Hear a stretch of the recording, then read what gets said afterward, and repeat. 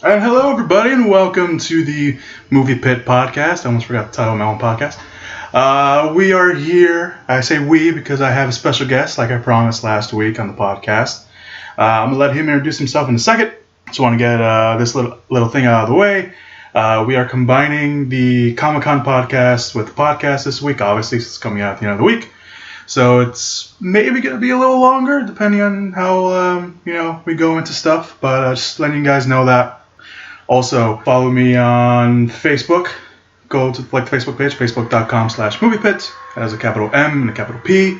And you can be ahead of the podcast a little bit. Get to know what we're going to talk about and stuff. So there's that. I will be doing a Twitter page eventually to get you guys more involved. But that's later down the line. I'll let you guys know about that when I actually do it. So, on to my guest. I'm going to let him introduce himself.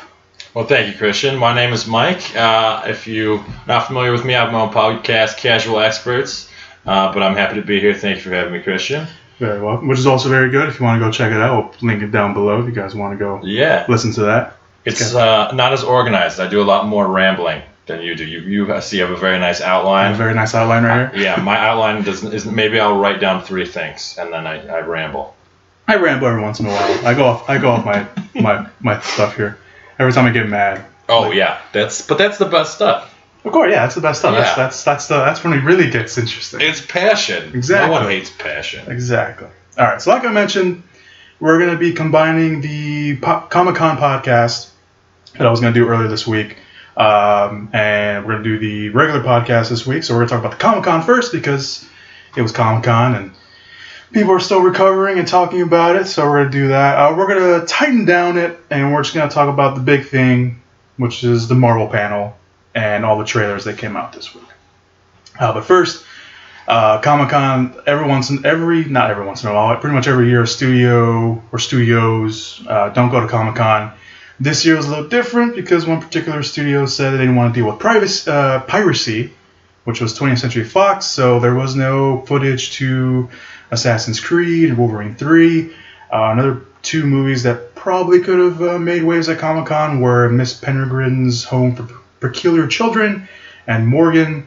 Obviously, we'll talk about those on the podcast once we get close, especially Morgan because it comes out in September.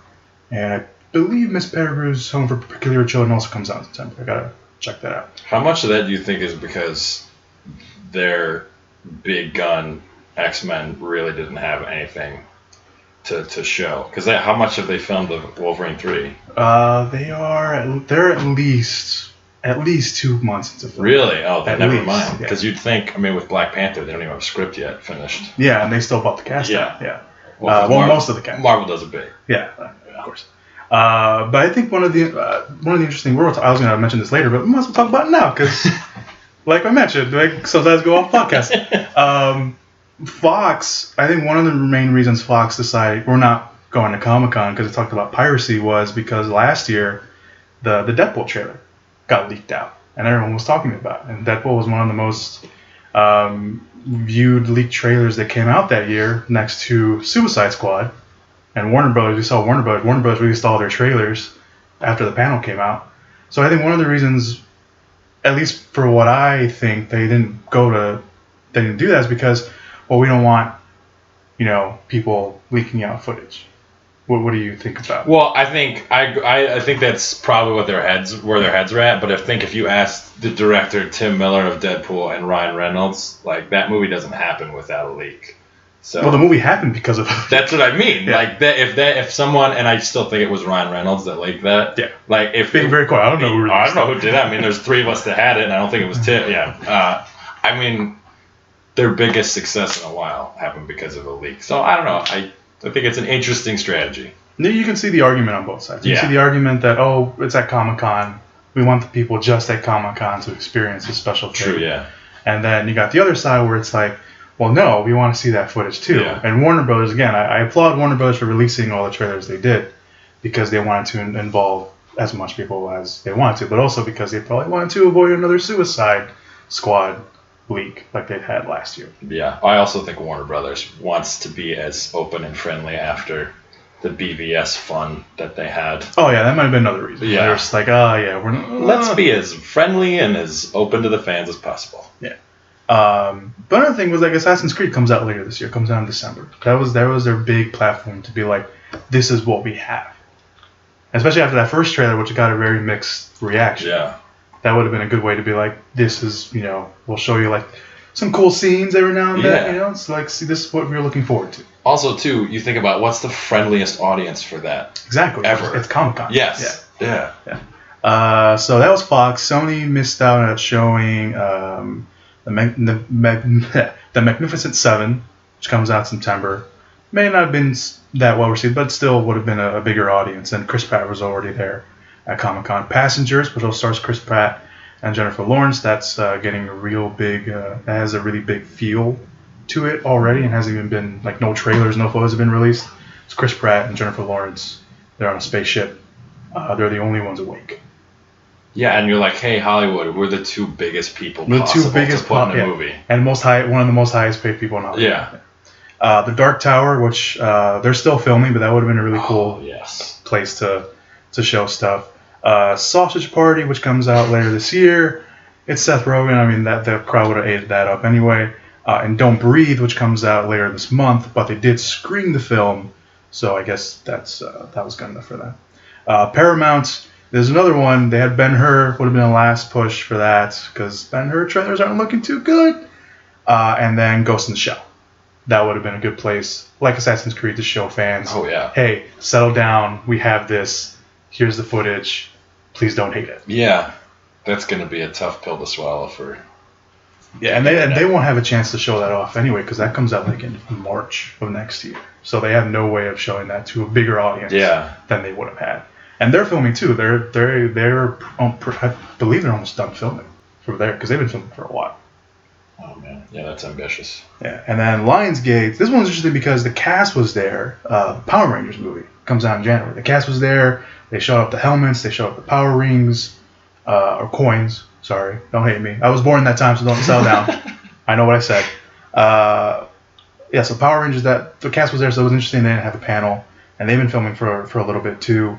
And then the Blair Witch, which we'll talk about a little bit later. Although they did screen the Blair Witch at Comic-Con as well. Oh, they showed the full film? They showed the full film. Wow. Yeah. Well, they had shown the full film before.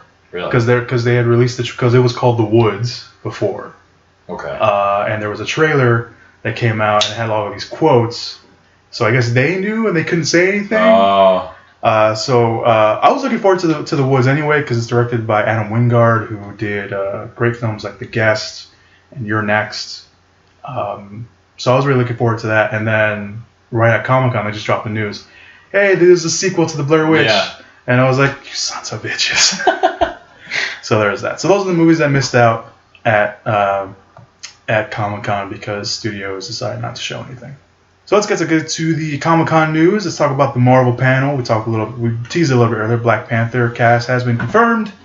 No footage. The script's not even finished yet, but they confirmed that Michael B. Jordan is playing Eric Killmonger. Lupita Nyong'o is playing Nakia. If I mispronounce these names, too bad. I think you're doing a great job. The Walking Dead star Diana Guerra is playing Okia. I think that's her name. And that's what they confirmed. That's the confirmed. And of course, Chadwick Boseman coming back to play Black Panther. So that's the confirmed cast. A little bit about the characters in the comics. Who knows if they'll change stuff. Lupita Nyong'o's character and Diana Guerra's character, she plays Michonne, by the way, in The Walking Dead. They will be playing members of the elite women warriors that surround Black Panther. The Dora Milaje, I think that's how you pronounce it, maybe? I think it's Dora Milaje. Milaje? Yeah. Dora Milaje. So they will be playing that. Guerra will be playing the lead. Luongo is playing someone else. There's a little tease that maybe she'll be kind of a romantic love interest to Chadwick Boseman's Black Panther. Eric Killmonger is the villain in the film. He was part of a Wakanda family that got exiled to the U.S. and therefore has a grudge against the Black Panther. So there's that, and they're teasing that he may be working with someone else, which may be Andy Serkis's Ulysses Klaue, which wasn't confirmed, but there were rumors that he was going to be in the Black Panther anyway, and Klaue does have a history in the comics with Black Panther. I would imagine he's got to be. He's got it because they already introduced him. Yeah. I mean, you don't get Andy Serkis to do a small role, And they gave even him, if it is in the Avengers. Yeah, and they gave him like the Claw comic book origin. Cut his arm off. They cut his arm off. Yeah, pretty much. This movie, I'm so excited about this movie. I'm really excited for this Well, movie. the thing is, like with Marvel, you think about like they have not, and we'll talk about Captain Marvel I know in a second, but like you even back to Iron Man, you're getting talent to build talent. So Favreau, Gwyneth, but Downey Jr., and then you're getting up to Benedict Cumberbatch, Scott Derrickson, and now you have, correct me if I'm wrong, Coogler, Oscar nominated? He was not Oscar. He was nominated. not? A lot of people were pissed off. Okay, yeah, should have been. I was one of them. Michael B. Jordan, Lupita Nyong'o, who's a winner, and then Chadwick Boseman, who in 42, and people loved he was great in Get On Up. I didn't see that, but I didn't watch it either, but I heard great things about that too. Stellar, and you know they're just going to add to it. Like it's they can do no wrong. No, the casting just can do no wrong. They had that picture of all of them on stage, like everyone part of the cast, and it was massive. I couldn't believe the people that I saw. I was like, even Denai Guerrera, like Michonne, badass, and she's the leader. Oh, it's just. They're Kevin Feige has got some weird magical. I think he can connect to the astral plane, and it's not Benedict Cumberbatch's Doctor Strange because he's getting all these people in. I don't know how he's doing. He's the Watcher. He just brings up. Yes, he's the Watcher. So there's that, and then Martin Freeman, who played Everett Ross in Civil War, and Sebastian Stan, who played Bucky Barnes, aka the Winter Soldier, could also be a part of the film as well. That was early reports saying they might be involved. Again, they were confirmed at Comic-Con, but Marvel likes to pull that stuff off. And we'll talk about a secret casting that no one knew later on a little bit in the casting tidbits for today's news. Black Panther comes out February 16th, 2018. They start filming next year. Mike briefly teased it. Captain Marvel was confirmed. Brie Larson is going to be playing her in Captain Marvel, the solo movie. There's no word yet on when she'll appear, but a lot of people are saying she'll appear in either one or the first one or the second one of the next Avengers movies. America's sweetheart. It's got it because I think Captain Marvel's supposed to be between the two, isn't it? It's in between. I would imagine, I would love to see her. Well, they introduced her at the end of the Guardians panel. Yeah. Wonder if we see after credits Brie Larson. Maybe. I mean, they did it for what was it? They did it for they introduced Guardians sort of. Yeah. At the end of Thor. Yeah. Thor: The Dark World. Yeah. At the end. So, I mean, and they know that people stay after the credits. Sure. So, I mean, if they do that, I mean, that's cool. We don't know what the film's going to be about yet. We don't know how they're going to keep it close to the comics or not, because in the comics she gets infected with alien DNA. Can't remember if it's Kree or Skrull. I think it's Marvel.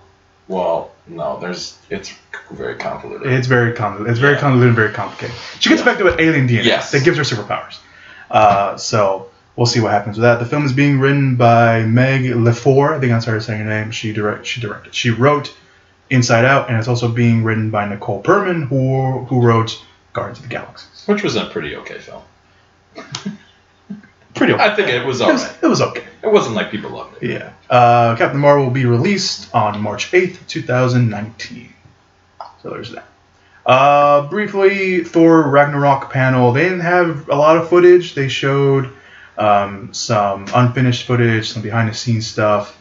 They did confirm that the Hulk is going to be in it, and he will have the Planet Hulk armor, which is pretty cool. They also confirmed that Tom Hiddleston will be in the movie as Loki, Idris Elba as Heimdall, Jamie Alexander as Lady Sif, Tessa Thomas as Valkyrie, Carl Urban as Scourge, and Jeff Goldblum as the Grand Master. They had this really funny, it was described as funny, they're not releasing it online yet, what Thor was doing in between the events of Civil War. He was just hanging out with some guy in an apartment down in Australia, and apparently he sent like emails to Tony and Steve. It was described as really funny. So good job on Marvel for doing that as well. Did they for sure confirm Jamie Alexander? She's on the cast list. Nice. Unless something happens, and I just remember her like a while back, and I was disappointed that she said she hadn't. She said she hadn't heard anything, and but she did say if they want me, they can. Yeah, I'm excited because I think she's great as Lady Sif. Yeah, it's kind of disappointing that she gets kind of put in the back burner. I have a little fan man crush. I would have loved Zach Levi back as Fandrel, but I think that's they haven't confirmed. Yeah, they haven't confirmed. I don't think he's back. They haven't even confirmed any of the Warriors 3 coming back, so it should be interesting. Yeah. Oh, I think they did. Is Ray Stevenson back? He would be the only one, because the other guy they left on his homeworld, the Dark World. Well, I mean, Ragnarok's bringing the end of yeah. everything, so they could bring him back. That's true. I guess they also confirmed another villain in the film as, where is it? Sir Tor. He's a big, fiery demon, as they described it. So. That's for sure. I mean, that's a big bad in the Ragnarok run. So he'll be in there. Also, Kate Blanchett as Hera. So... from the footage they showed, even the animatronic kind of stuff, everyone seemed to be pretty happy with it. Yeah, so. I love Taika Waititi. I loved What We Do in the Dark. I thought it was great. Mm-hmm. And from everything I've read, it seems like there's going to be more of that funny Thor that we've liked throughout his little moments of humor. Yeah. And the fact that you're going to have a buddy cop kind of film. Yeah. Like, even the logo looked just 80s. The logo was shit. interesting. I saw the logo, I was like, that has to be a joke. And then I kept seeing it everywhere. I was like, I guess it's not a joke. And then, I mean, everyone, I don't think, knew they wanted it, but getting Jeff Goldblum in the Marvel Universe, how can you not want that? And especially playing the Grandmaster. Yes. I mean, if you're going to get Jeff Goldblum to play anybody, Grandmaster would probably be absolutely one of them. I actually saw his new film, not Jeff Goldblum's, Walter Tiki's new film, Hunts for Wilder People, the other day. Really funny. Really? Yeah, it was really funny. I heard the kid is great in it. The kid's great in it. Sam Neill's in it as well. He's pretty funny in it as well. It's a really funny movie. It gets a little bit ridiculous. I'm like, what the hell am I watching? Because I hadn't seen the trailers for it. Sure. I just heard it was really good, so I went to go see it, and I was like, this is getting ridiculous, but it's really funny. And just there is a scene that involves a car. And it's a car chase. And just seeing that, I knew, because I knew he was directing Thor Ragnarok, I knew the action's going to be okay in Thor Ragnarok. Nice. So we're set. All right, so let's talk about the big one. Spider-Man Homecoming. Well, not one of the big ones. It's Marvel panel. Oh, they're all big. Yeah, but it's pretty big. Yeah. Spider-Man Homecoming, they did show footage, kind of like a little extended trailer. It showed Tom Holland in school, doing his normal school thing, and going from class to class. It was described as very John Hughes-esque. John Hughes, of course. Don't know who John Hughes is. Why are you listening to the podcast? Turn this off and go watch study. Any movie. Go study. But it was described as very John Hughes-esque, and then apparently at one point Zendaya's character, who they're still calling Michelle, who may or may not be from the comics, the newer strange comics, asked Tom Holland what he's hiding, and then we see a bunch of cool shots of him apparently climbing on walls, swinging through cars, doing the Spider-Man thing. And the trailer ends with, of course, the money shot, which was essentially what the concept art was, of the Vulture zooming down on him.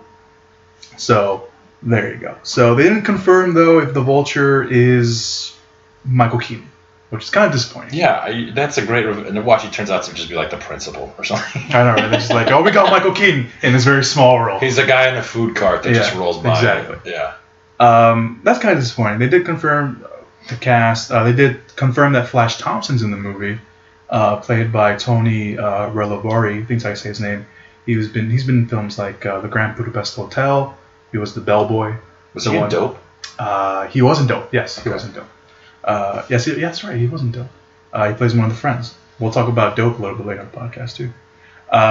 So he's playing Flash Thompson. They didn't confirm anyone else's role, like Martin Starr, Logan Marshall Green's, Hannibal Buress, or Donald Glover's role, but it's Marvel. We don't care. We're gonna go watch it. Yeah. So what did you think of? What did you think of the concept art? I thought it was interesting. I think, Marvel's always had a tendency to ground everything in reality. I mean, even back to you thinking about Thor and science and magic, it's just not an understanding, That one big scene where they were like, this is what? Yeah, it's just like a quick, like, no, magic and science, same thing, no problem. Yeah. But I like it. I think it's a different upgrade. I think it'll be better to see it not just on paper, and if it looks... And it is concept art, so they can always go back and change. But if it's wonky, I just don't think Kevin Feige's going to let it sit and be wonky. Oh, no. I did like the fact that the boots had like talons in it. For sure. Yeah. Because he's going to mess up He's going to try and fuck him up a little bit. Yeah, he's going to try to fuck him up. Spider-Man Homecoming opens next year, July 7th, 2017. You always have hot Aunt May, too. You always have Aunt May. I mean, she keeps getting younger. And Tony's in it. And Tony, yeah, Robert Downey Jr., Tony Yeah. Stark. Who knows if he's playing Iron Man or just playing Tony Stark? I would love like a 30 minutes of that movie of the two of them just talking in Avengers Tower. Oh yeah, for sure. Just have that was such a great part of Civil War. Them just shooting the shit, and then he's like, "I'm gonna go get a cup of water," and then he's hitting on Aunt May again. Yeah, It'd be great. Yeah. All right, so let's move on to, I think this is the last, yes, this is the last bit of Marvel panel. Guardians of the Galaxy Volume 2. The sequel will apparently pick up a couple months after the first film. They confirmed that Elizabeth Debicki, she was in The Great Gatsby, she was in Everest, she was in The Man from U.N.C.L.E. She will be playing her, or Aisha, I think that's her name. She's a cosmic being engineered to be the perfect specimen. She is the second attempt with being the first being. The other one being a fan favorite character that everyone wants in the sequel, Adam Warlock. So there you go. Maybe an Adam Warlock? We don't know. Maybe. Dave Bautista's Drax will still be confused by metaphors. Tiny Groot will be in the film, and apparently he's adorable. And Michael Rooker's Yondu will have a bigger role in the film. Sylvester Stallone's in the film. Apparently has a big important role, although not as important as Kurt Russell. And the character of Taserface will be in the film as well. Speaking of Kurt Russell, he's playing Star-Lord's father. He's also playing Ego, the Living Planet. How they're going to work that out? I don't know. Yeah, I mean, well, like when they cast Kurt Russell, there was no doubt in my mind. He's his dad. Yeah. You don't pull a big hitter like that. I mean, unless they want to pull a switcheroo and it's Stallone. That would be true. I think that'd be kind of hysterical. Like, I don't know how well that would play, but I would laugh. Oh yeah, that would be that. I'd be laughing my ass off. Yeah. So yeah, they apparently showed a scene, action and comedy as Guardians of the Galaxy do. That involves Rocket, Yondu, and Tiny Groot. They're being held prisoner, and apparently Tiny Groot steals the scene. And of course, the soundtrack was filled with that classic rock music from back in the day. Back in the day, 20 years ago. Yeah. Come a little closer. Then they showed some more stuff. They showed like a little bit of extended trailer that apparently had the Guardians facing, and I quote, a space octopus-like monster in space. Because it's interesting. It was set to Fleetwood Mac's Break the Chain. Because of course it is. And again, they confirmed that Kurt Russell was playing Ego, also Star-Lord's father. And apparently had a little comedy scene between him and Drax, which involves a penis joke. Dick joke. Gotta throw that in there. You gotta throw that in there. Guardians of the Galaxy Volume 2 opens May 6th. Karen Gillan as Nebula will also return. One of the new Guardians of the Galaxy will be Palm Clementieff. Not even pronouncing that right. Not even close. She's playing Mantis. And Sean Gunn will also return as Yondu's right-hand man, Kraglin. He also does the motion capture for Rocket on set, so the actors can have someone to talk to. That was watching the Hall H panels. They really went all out for that. Like they had the Ravagers come out full costume. That's right. Yeah, did a little comedy bit and everything like that, and then of course Rooker, who is never subtle, came out full Yondu. Came out full blue, decked out. Yeah. That was a great panel. That was good. Rooker pulled a Rooker, so I mean, of course.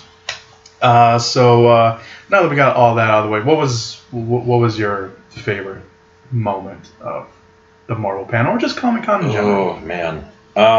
Well, I'll start with Marvel. I think I didn't realize that I wanted Brie Larson as much as I wanted her to be Captain Marvel.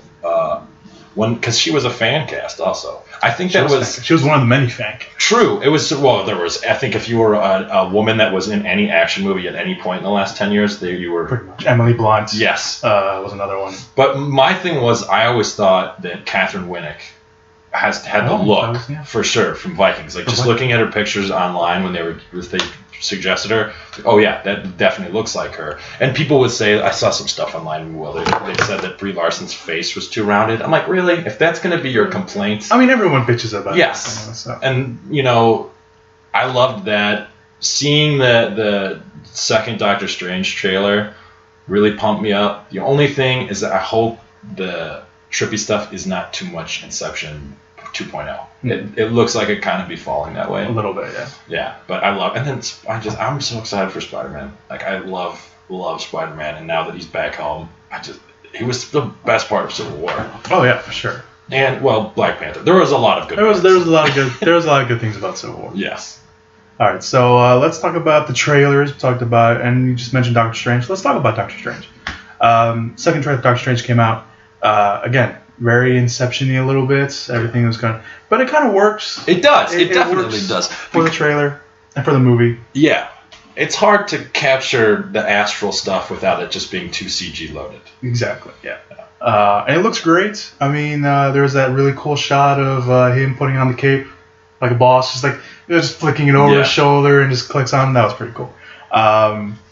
We have more Mads Mikkelsen as the villain. Oh, so good. In there. And no signs of the main villain, maybe. I don't know.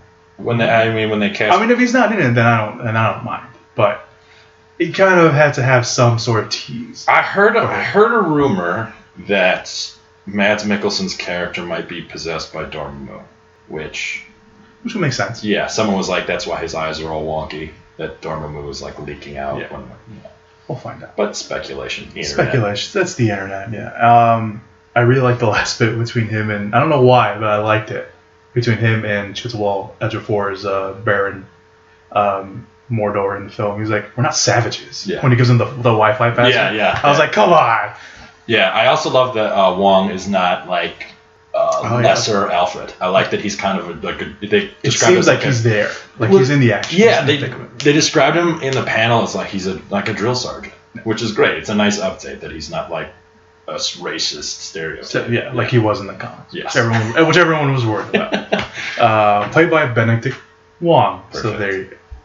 All right, so let's talk about some of the Warner Brothers trailers. The first one that's seemed to be the popular one by a lot of websites, Wonder Woman. Oh, so good. What did we think of the? Of course, it was the first time we've seen good chunks of it.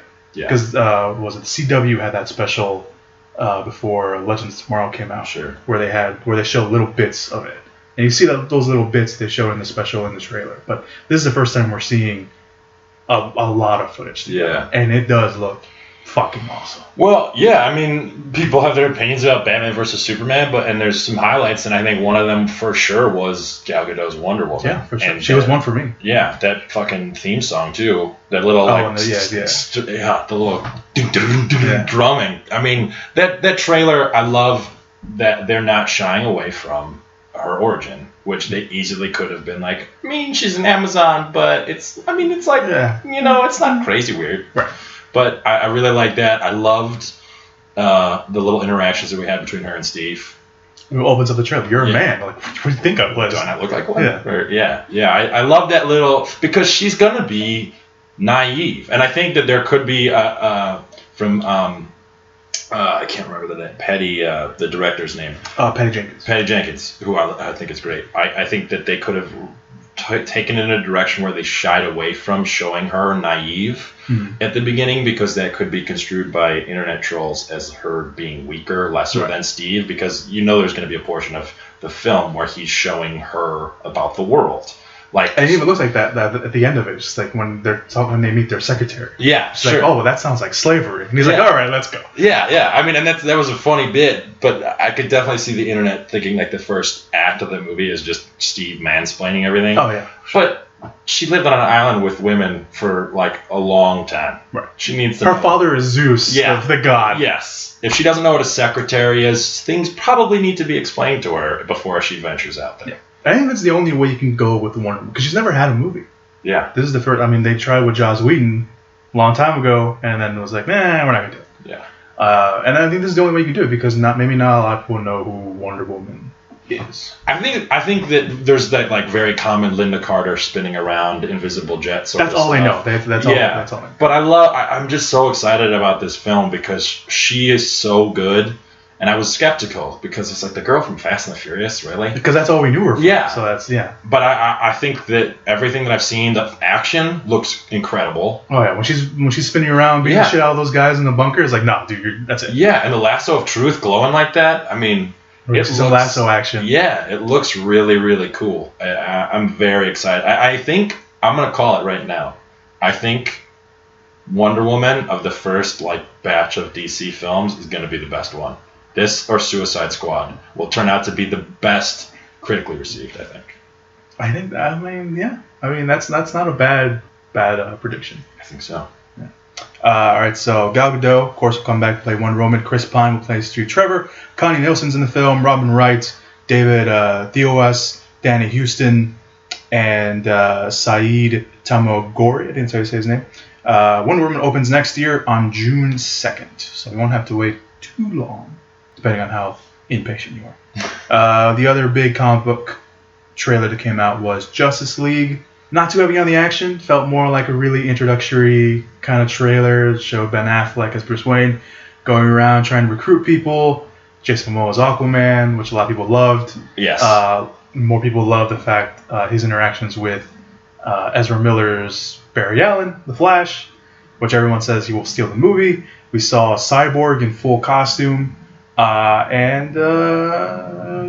what and then some, of course, nice back and forth between him and Diana Prince, aka Wonder Woman, played by Gal Gadot. What do we think? What did you think?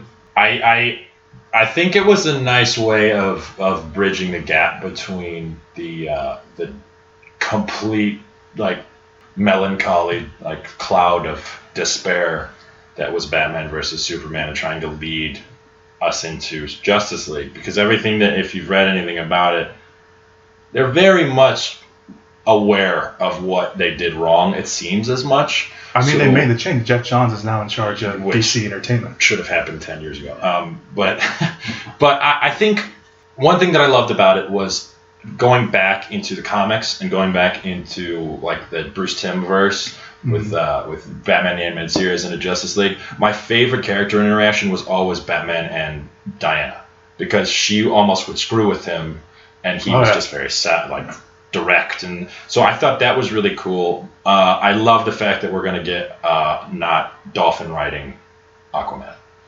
I think he was a perfect casting for it. I have a very biased opinion about The Flash because I've always loved the character, and I think Grant Gustin just blows it out of the water. He's awesome. And how they handle the character. I think that they're missing an opportunity to utilize him in the films, because all you have to do is say multiverse, and people are going to be like, oh, that makes sense. Yeah. But I like Ezra Miller. I worry from that trailer that he's a little... I hope he doesn't fall too far into neuroses. He showed flashes of that. No pun intended. But right. yeah. But and then Cyborg. Zoid. It's a new character. Yeah. Cyborg, a little CG heavy. He did look a little CG heavy. It's kind of necessary. It's necessary because his whole body, almost his whole body, or it looks like his whole body in this version, is completely, cybernetic. How do you think they're going to handle the Superman resurrection?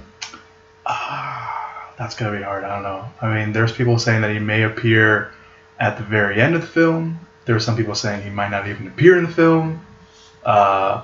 He was nowhere in the trailers. So he was at the Hall H panel. He was at the Hall H panel. He was. So we know he's going to be in it because they showed that picture of all of them together that came out. But some people were even saying that he may be the villain. No. And which I think is really hard. It would make sense that maybe he'd be a little off his rocker because he's like, I came back from the dead. You guys left me for dead. I don't think he'll be the villain. No, I don't think so. That would be a very, very poor choice because, in my opinion, they haven't handled Superman well in the Snyderverse. So to make him a bad guy, he was Superman for 10 minutes in all of the films. Yeah. At the very end, right before he died. Yes. He finally cracked a smile, and it was him hey, I love you, babe, and I'm going to go die. Yeah, exactly. He did a Leroy Jenkins. Yeah. Yes, he did. Leroy Jenkins! But I think that... I think it's third act. I think he's savior. He is a Christ figure from the comics. I think because it's Steppenwolf. It's Steppenwolf, and I imagine we're going to see quite a few parademons. So I feel like they're going to be some other boxes. Some other boxes, yes. But I think they're going to be overwhelmed, and Soups is gonna come save the day. It's gonna come in and be like, "What's up?" Yeah, let's do it. Yeah. And then that's a perfect opportunity to echo Aquaman or someone going, "Is he with you?" And I thought he was with you. And Aquaman, I mean, everyone, yeah, you mentioned it. No, you're not. You don't want to owe him money. No, he was just standing out there, with the waves coming down on him. You want to make Aquaman look, not like essentially a wuss. You hire Jason Momoa. Oh, of course. Yeah. And that intensity that he had too when he pushed Bruce against the wall, essentially. Yeah. That was. I mean, that's. Yeah. I think he might be a little defensive that people know he can talk to fish. He might be. He might be. I mean, he might be. That was a great line. Yeah, that was. All right, so let's move on to another big trailer that I was really surprised about. Kong Skull Island, directed by Jordan Vogt Roberts, directed a great indie film called Kings of Summer. That was a really good movie. It was a really good movie. You should watch it, by the way, if you haven't watched it. You should. The film follows a diverse team of explorers who venture deep into the uncharted island, what happens to be the home of the mythic King Kong. And this King Kong will apparently be 100 feet tall. Kind of looks like it from the trailers.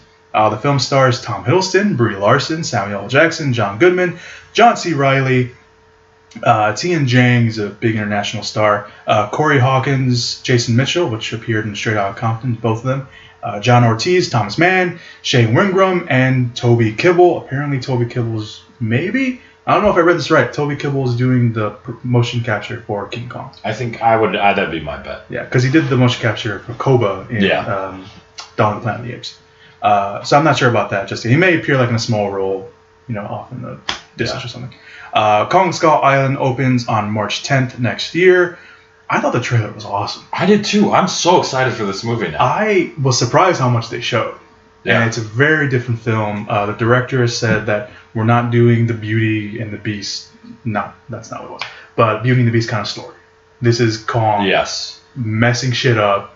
You stepped on his island, get off it, kind of deal. Yeah, I was really. I mean, the first they released that promo image of Hiddleston and Brie Larson in basically the Lion King Elephant Graveyard. Pretty much, yeah. And you can see the massive difference between the skull and them. But I don't know if you watched the panel, but the way I watched bits of the panel. Yeah. The way they were talking about it, like it's set in the 70s, and he said that's kind of the last decade where you could go out and see something like that and think it's a god, it's not. And that's how they're treating. That's how he said they were going to treat. Yeah, and I like that the trailer almost Jawsified Kong. Like you only saw bits and pieces see everything until the end, and then you kind of see his face, but it's in shadow. Yeah. When it's like coming up. But you can see just how huge and massive he is. Air cavalry does not do well against King Kong. No, not at all. I think he's good. I'm pretty sure most of this cast is gonna die. Yeah, and I love that you take two heavy hitters in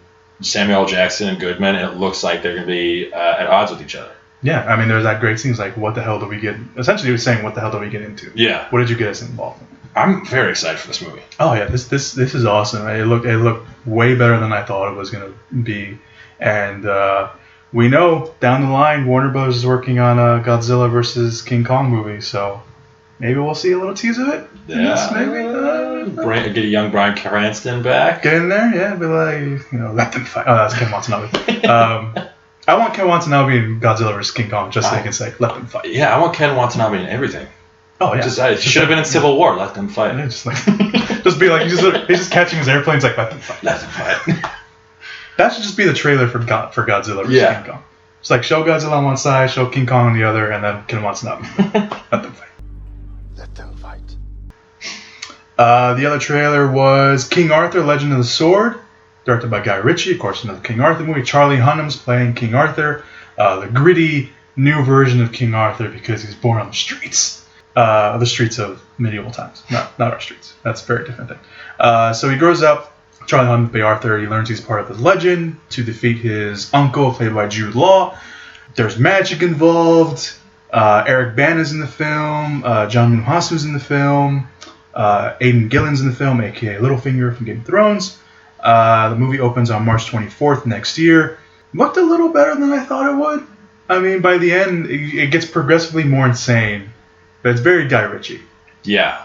It's very Guy Ritchie, especially in the beginning. Oh, the first 45 seconds of that trailer, I was like, what the It's all Guy fuck Ritchie. It's is like, this going to be? Yeah. I almost thought it was going to be, like, it's not edited well at the beginning because... Oh, no, it does have some editing. You know, I thought it was almost they were doing a jump back and forth between now and then, Yeah. but then as it goes, they could have done the trailer a little bit better. But it gets progressively just like this and then you see like this big-ass creature... That's true. At the end. Yeah. And I'm sitting there, I'm like, okay, it looks like there's magic involved. Okay, that's fine. You know, it's King Arthur. You got Merlin in the legends. But you see this big monster coming in, crashing whatever it is. I still literally sat there and watching my brother. I was like, what the fuck? Yeah. I just looked at him like, that really happened? That is true. It's just all of a sudden, it's like they're just trying to one-up each scene before and make it bigger and bigger. And then all of a sudden, Jude Law can do magic at one point. Like, where the fuck is this coming from?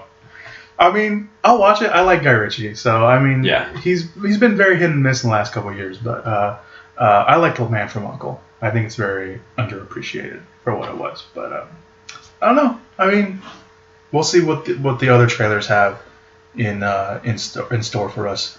You want to talk about Fantastic Beasts and Where to Find Them? Yeah, we can talk about that. I think that was a big one. Also, I mean, of course it got all the Harry Potter fans happy because we're going back to the land of magic, the world of magic. New trailer came out, pretty much gave us essentially more than any of what the other trailers have given us. We know what's going on. Newt has a bunch of monsters in his briefcase. They get out and he's trying to search for them while also dealing with what apparently is the American kind of magic society. They're trying to go after him, but like, go back to England, dude. Take your monsters with you. This is our country. This is our country. Which isn't helping, really, when you think about it. But, yeah, you got that, and you're dealing with all this other stuff. And a great cast. Colin Farrell looks like... I don't think Colin Farrell's going to be a villain. I think it's going to be just antagonistic. Yeah.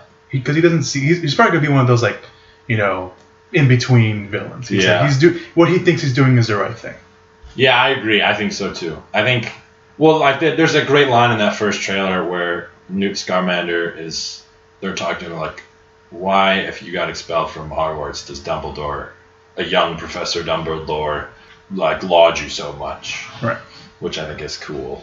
Like, I think it's a really cool concept to go back to bring this world, and the fact that it's a period piece too, that it's earlier on. It's set so far back that it's not even going to touch Harry Potter. Yeah. It's set 70 years before the events. Harry is not even in Papa. He's not even a twinkle in his eye. Yeah, not even queued up. Yeah. So I think it's interesting, and looking at the trailers, I love how the aesthetics are. I love the costumes. Everything looks, and of course, a lot of the scenery is going to be CG because you're not gonna find that. You're not gonna find. You're not gonna. Yeah. But I think it looks really cool, and you know, say what you will about the Harry Potter films, but they had a very, no pun intended. There was a magic about those films. There was a magic about this one because it came out at a certain time where it was like I think the first one came out like early 2000s. Yeah. Maybe. It came at a time where it was like, we need this. Oh yeah. We need these kind of films. For sure. Yeah, and they just kept getting, and they kept getting better and better. I mean, some of them were okay. My favorite's still Prisoner of Azkaban. Yeah. Because it was more on the more darker stuff. Yeah, definitely. And I really appreciated that. David Yates is returning to come back. He directed the last 4 Harry Potter films, so it's good to see that they're continuing that trend. Yeah. It still looks like a little bit Keep like that tone there. Yeah. And you talk about needing a happy, magical film in the world. I think we could use one of those right about now. J.K. Rowling wrote this. She wrote the books, of course, and it comes out right around Thanksgiving time. So there's that. November 18th. That's when it comes out. Let's talk about the Lego Batman trailer. Because I want to, and it was awesome. It was so good. Batman has to give up his lone vigilante style and try to work with a group of other people to stop the Joker from taking over Gotham. Will Arnett comes back to voice, of course, Lego Batman. Michael Cera will voice Robin. Rosario Dawson will voice Batgirl / Barbara Gordon. Ralph Fiennes will voice Alfred. Zach Galifianakis is the Joker. And Mariah Carey, yes, you heard me, Mariah Carey, is the voice of the mayor of Gotham. Lego Batman opens on February 10th, 2017. That trailer was so great. There were so many great lines in that. The thing is, like Conan said it at the panel, it's like Will Arnett is the best person in Hollywood at playing like unwarranted confidence. And I think that's so true. But I loved Lego Batman in the Lego movie. He was one of the highlights. Yeah, because it's this. He plays it like this insecure little kid. Which, if you're thinking, we need this representation of Batman because, For sure. especially with Batfleck and. Why did you say that name? Nothing wrong with Batfleck, but I mean, he was my favorite live-action Batman, actually. But I mean, there is stuff to pretty dark. Okay, yeah. But that whole concept of he lived as a little kid without his parents for a long time, left to his own devices. He's gonna have some insecurities. Yeah. I think it's a very funny take on the character. It's exactly what you need. It's so funny. And he wears his Batman mask indoors. My favorite line from the trailer is when the costumes are cycling through and it's Mariachi Batman. He's like, no, that one's culturally insensitive. That one was funny. Yeah, that was. Oh, it's gonna be great. I can't wait for it. I mean, I really can't wait for it. One of the earlier trailers though really got me. Was like he was talking to Alfred. And he's like, nope, and he starts doing like all the notes. And he starts flipping and starts singing the Batman theme. He's like, did you write that down? I love that. So. All right, so the last trailer we're going to talk about from Comic-Con, since we already talked about Doctor Strange. Yep. Was The Blair Witch, which surprised everyone.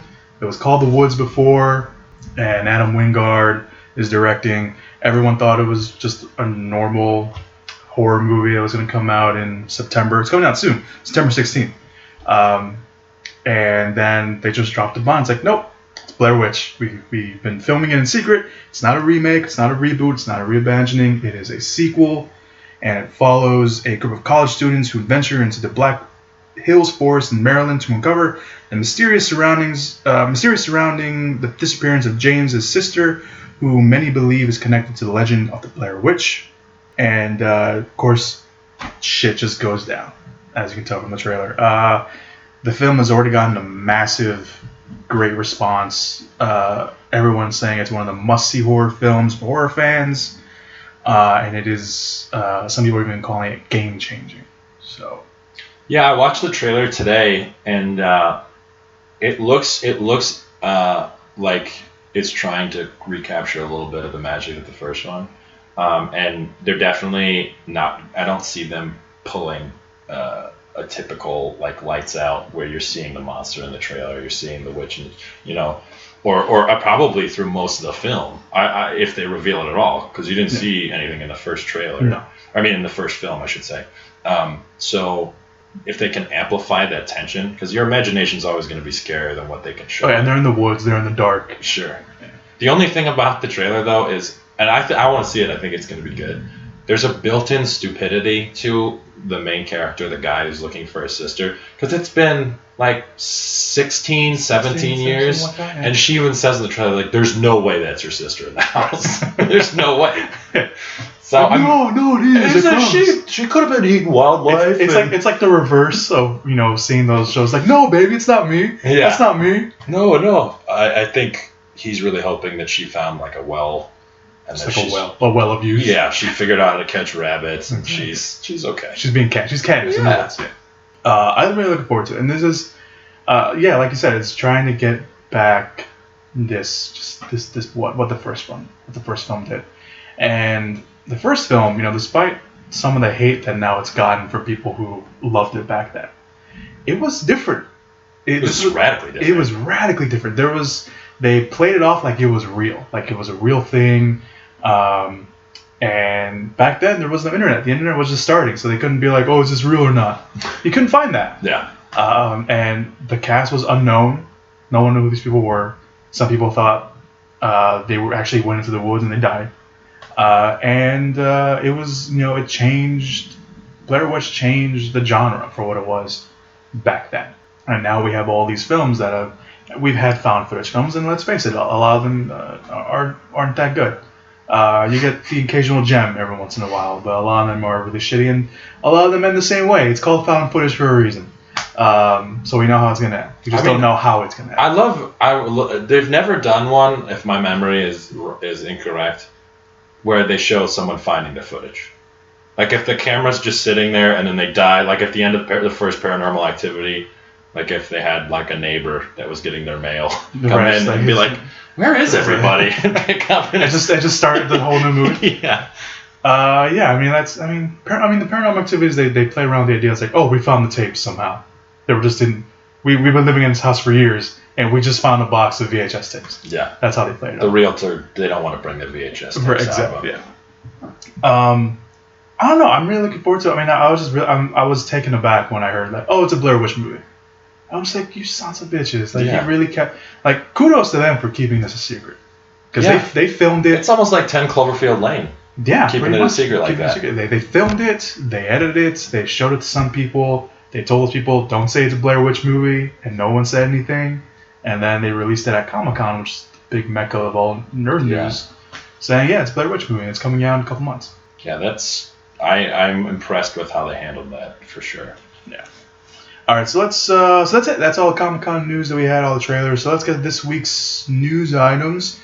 Talked about Lights Out earlier. Lights Out sequel is in the works. David F. Sandberg will return. Lights Out is enjoying its success at the box office right now. The film was made on $5 million and made a little bit more than $20 million. So, I mean, they were going to do a sequel. Let's face it. New Line Cinema. Like 30 of them. They'll probably do like 30. If they keep it like that, they probably will.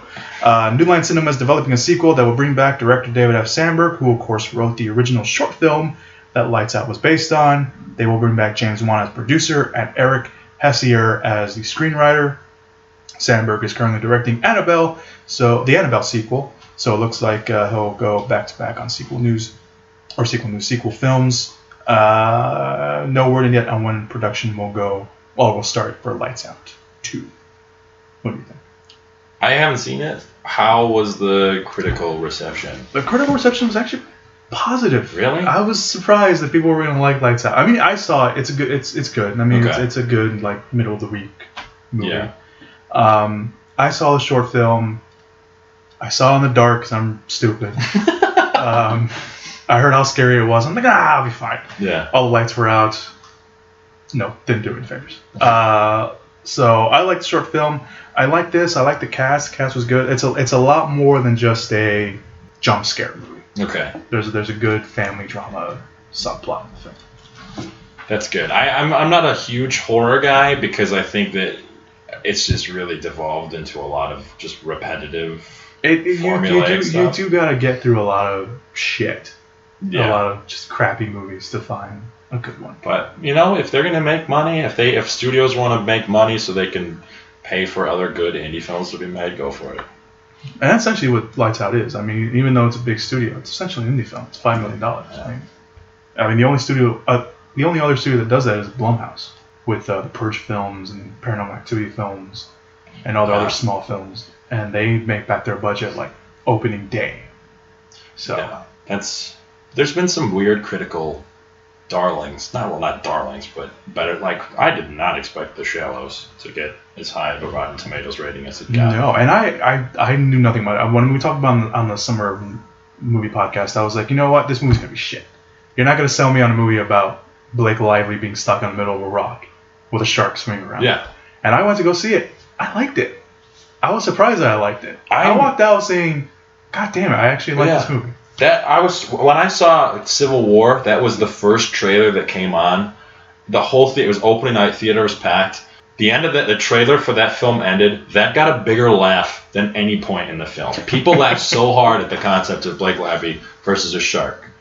But, not to get too tangential, but you have a pretty lady in a bikini, a shark, scares. You're probably going to have some success. There's just this, it was bound to happen. Blake Lively, again, she's not too bad to look at. No. As an actress, though, she's she can be a bit wooden sometimes. Yeah. She was great in Shadows. I thought she did pretty good. All right. Let's get to more news, some casting tidbits, just some stuff we got to rattle on. We mentioned Doctor Strange earlier. Benjamin Bratt is apparently in Doctor Strange. He was in the poster. They released the poster this week, and he's in the very bottom where they release all the other cast members. Yeah. And he's right there. No word yet on who he's playing. But apparently he's in the film. Not complete surprise. People are in the film sometimes. They don't put him in the trailers. But Benjamin Bratt, yeah, he's not, he can be a good actor when he wants to be. Yeah. I wonder if he's going to end up playing, like, if they do some form of Planet Hulk, if he's going to play some big bad. Maybe. Some like big, like how Fillion did the big prison inmate in Maybe Guardians. maybe it's just like a small role. Yeah. It's like, Lenny James has joined Blade Runner 2.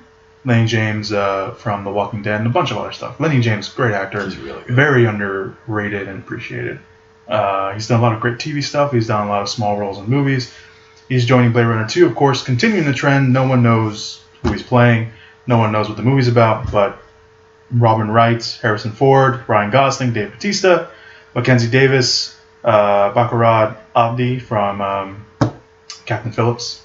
I'm the Captain Now. They're on the film, and the movie comes out on October 6th next year, so I believe they're going to start filming soon. And finally, Kirstie Clemens from Dope, Neighbors 2, Sorority Rising. She is officially going to play Iris West in the Flash movie for Warner Bros. Have you read any of the leaked casting call stuff for the Flash? I think when it first came out, I did, and it's all characters from the show. Yeah, it's right? literally it seems like it's just a rip off of. Because it's her, it's Captain Cold. But right? they call him Len Snark. They call him Len Snark, yeah. And who was the other one? Eobard Thawne is in a wheelchair. Eobard Thawne, there. Which was never in a wheelchair at any point in the comic books. Except on the show as Harrison Wells. Right. I just, it's like, that's another example to me of them just trying to capture what Flash on CW has done, and they're just gonna, I love the director. Dope was fantastic. Oh, yeah. But why not just, Grant Gustin is so good. And then you could get Jesse L. Martin in the movie. Broadway superstar. Yeah, Broadway, I mean, great actor, great TV actor. He hasn't really gotten big in films, but yeah, he's a great TV actor. A great actor, not to say, oh, you're a great TV actor. No, Stay on TV. Of course, yeah. I love Kirstie Clemens. Yeah, Clemens. She was awesome and Dope, and I think she'll be a really good Iris West. Yeah, she was good, and she was surprisingly good in Neighbors too. I did not see that. Just a very small role. I saw it in the middle of the weekend. Flash comes out March 6, 2018. So that's been a couple years for that. Next news item. Jessica Chastain is in talks for the adaptation of The Division. It's a video game, for those of you guys who don't know. Ubisoft, of course, is going to start off with Assassin's Creed later this year, but they're working on other stuff. The Division is one of them. They already hired Jake Gyllenhaal to produce and star in the film, and it looks like they want to get Chastain in it. She's in talks right now. The game, for those of you guys who don't know, is set in New York City during the aftermath of a smallpox pandemic, and the main character is an agent for the Strategic Homeland Division, not S.H.I.E.L.D., by the way, just so that, who is tasked with helping to rebuild the division's operations in a near-deserted and crime-ridden Manhattan, investigating the nature of the outbreak and fighting off criminals along the way. No word yet on if the movie will follow the same premise as the video game, but it shouldn't be too surprising if they do not, because Hollywood likes to change stuff. What studio is making that? It's Ubisoft. Ubisoft has their own studio. Were they really fired up about Gyllenhaal's last attempt at a video game film? Prince of Persia? Yeah. Were they like that excited about how that turned out? Don't bash Prince of Persia, all right? Let's just admit, no. Prince of Persia was not good.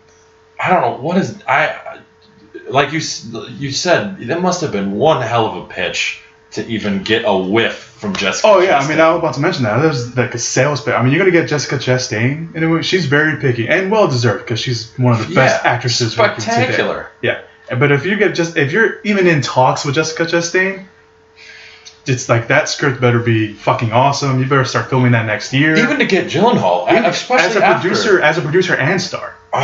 I'm very and the other thing about Ubisoft is like you don't know what's going to happen with Assassin's Creed, and you're already starting the ball on this. If Assassin's Creed bombs like it has the potential to do, you're not looking at a very bright future for the Division. And also, I heard people don't necessarily love that game either. No, I mean, everyone was crazy. I mean, it was one of the most fastest selling games in history. But after that, it was like, people were not happy with it. Yeah, no. I haven't played it. I know a few people have played it, and they say it's okay. But, yeah, I mean, you got Jake Gyllenhaal. At first, I was like, oh, wow, Jake Gyllenhaal. Okay, yeah. That's great. Just got surrounded by a bunch of probably nobodies. Or not nobodies, but people that don't know. But now you got Jessica Chastain. I mean, that's crazy. I mean, there's no word on who's even writing the script. at least from the report that I read. Which is always great, like when you rush into something like that. Why not go, if you're Ubisoft, go Splinter Cell. Do something like... Well, they're working on Splinter Cell. They've been working on Splinter Cell for forever. Tom Hardy at one point was going to... Tom Hardy's still attached. Really? Yeah. Quotes. Sure. You can't see me, but yeah, I'm doing quotes. He's still attached. They're doing a Ghost Recon. I don't know if they're doing Ghost Recon as a movie or TV show. They're like perfect titles to try that were incredibly successful, so you have a built-in fan base that'll go and check it out. They may be super critical, but they'll go opening weekend. Oh, yeah, for sure. I mean, if you get stars like this, it doesn't matter if people are like, oh, it's a video game movie, it's going to suck. You got Jake Gyllenhaal, Jessica Chastain in your movie. People wouldn't go watch it no matter what. Sure. Even Tom Hardy. It's a gamble. It's just an interesting gamble to me. No.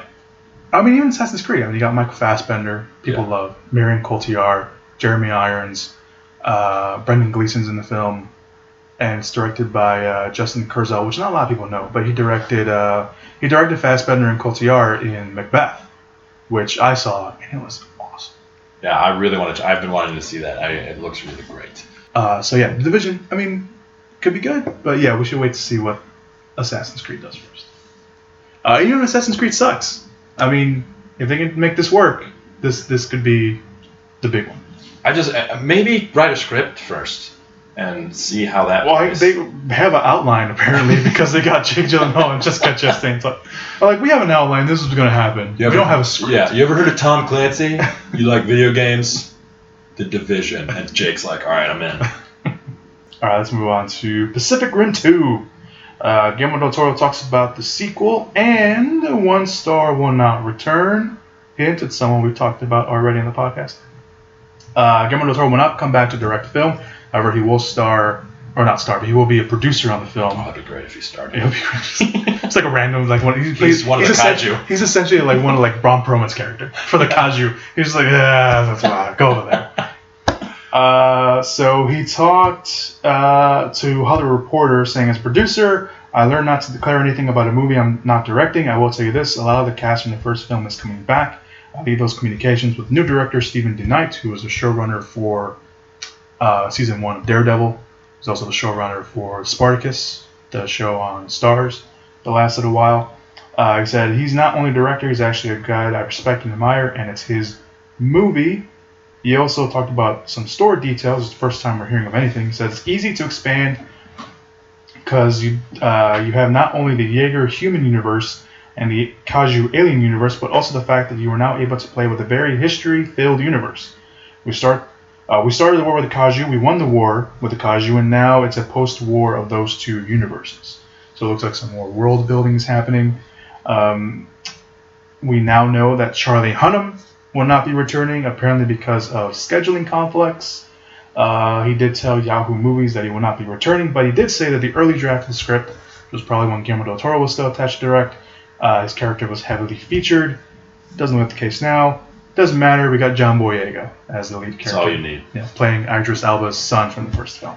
Pacific Rim 2 opens February 23rd, 2018. What do we... I loved the first one. First one was awesome. Very disappointed that I didn't do better. I don't understand why. Like, you have great actors. Idris Elba, I think, alone brings in 30 mil on his own. Oh, yeah, for sure. If not more. All the ladies love some Charlie Hunn's, but you have the action, everything, and the way Guillermo del Toro does everything stylized. I thought it was awesome. You got giant robots beating the shit out of giant monsters. Yes. That's it. How can you go wrong? Exactly. I like that they're not going to jump immediately to okay, but they're bigger kaijus now. I like that it could be a little bit of a civil war with Jaegers, or something, and then maybe at the end they have to BVS and fight a big kaiju. Yeah. But just no Martha. Why did you say that name? If that's why they're friends, I don't think it'll work. Yeah, probably not. No, probably not. I mean, I love the first one. I was very lucky to see it in IMAX, which I think was the only way you can really appreciate and watch that movie. I mean, watch it on small screen is fine too, but Charlie Hunnam not coming back. I mean, no one's going to watch Pacific Rim for the humans, even if you have a great cast in it. John Boyega, I'm happy that he's getting more films, and I'm happy he's in this. Sure. But you're going to go watch Pacific Rim because of giant robots punching giant monsters. Well, and you set up perfectly, like, you have John Boyega coming off of Star Wars. So people are going to be really excited about this. I mean, I would imagine that Star Wars Episode 8 comes out before this. This is February 23rd, 2018, so... Yeah, because it's next Christmas. Yeah. So people are going to want to go see this because of him, and it'll probably make a lot of money because of that. And then you could set up a third one with Charlie Hunnam and Boyega. And have him come back and be like, I'm back. I've been lost on an island for 30 years. Yeah. Here are my abs. Just comes up shirtless. I mean, I'm going to go watch it. It doesn't matter. Definitely. I should have put this at the beginning, but I didn't. Lupita Nyong'o slips a little bit about Black Panther. Just a little bit. Some plot details. She said, this is what she said. She told Marvel.com, ironically. The story for this Black Panther is, what am I allowed to say? The story is that Black Panther's leadership is really threatened by two foes who come together, and so Black Panther gets help from the CIA and the Dora Milaje to try to defeat the enemy. Again, we know that Michael B. Jordan is playing one of the villains, as we're assuming that Andy Serkis is playing the other villain, and CIA, maybe Everett Ross is involved. I mean, he's not a CIA agent, but that'll be a good way to bring him in, essentially. We don't know. So that's, what do you think of this little plot detail? I think it's interesting because I love the fact that they're keeping it in Wakanda. Probably I think that's majority. I think that's probably the only way you can go. Yeah, that little shot of it at the end of Civil War is great. I'd be interested to see, because Wakanda is such a powerful nation and their military presence maybe not be very large, but it's going to be very well. But they got the Black Panther. So. Yeah, but they have a very concentrated royal guard and everything like that. Mm-hmm. What force is going to go up against them? What is Michael B. Jordan going to get? And if it is Ulysses Claw, who are they going to have? Because you have to have something formidable to go up against them. Sure. And I really want to see a third act Bucky appearance. I mean, that would be a good way to bring him in. It's like, we're you have this threat coming in, and it looks like they're losing, and Black Panther's like, gotta pull him out. Wake him up. Wake him up. Give him an arm. We got vibranium everywhere. Just give him an arm. I'd love to see that. Yeah, that would be good. That would be a good way to go. Filming starts essentially next year for a July 6, 2018 release. I think they said January. They start in January at the panel. I think they said January, yeah. That makes sense. All right, let's get to the next news item. We're pretty close to this last two news items, at least from the time of this recording.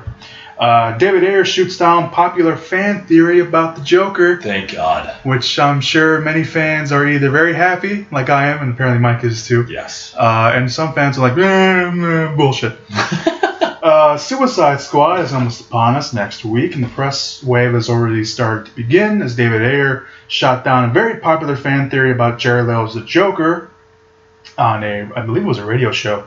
The theory, for some of you guys who don't know, say that Jared Leto's Joker is actually Jason Todd, aka a former Robin. The said Robin that we see the costume in Batman v Superman. And I'll get to why some people think that theory is true in a second.